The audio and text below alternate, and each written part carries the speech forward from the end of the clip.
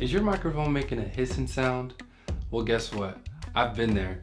So let me show you guys a quick and easy fix on how to get your snake-like audio to sound clear and crisp. So what you want to do is hit menu, go to sound recording, click on auto and switch it to manual. Then go down to the volume rocker, take it all the way down, and then bring it up 4 notches. And I have a Rode Videomic Pro Plus. I recommend setting it to the 75 plus 20 dB, and I turn on my high pass filter.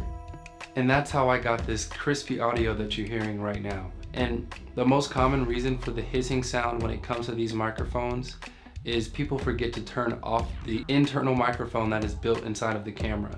If you leave the built-in microphone on the camera while you're trying to record with your external microphone, the preamp in your camera will kind of interfere with the external microphone, causing the hissing sound. So you just turn that off, let the microphone do its work, and you have this great audio. But that's it for today, guys. I hope that you found this video helpful. If you like this video, go ahead and drop a like. And if you don't want to miss anything, ring that bell. And if you dig my vibe, hit subscribe. I'll see you guys in the next one. Peace.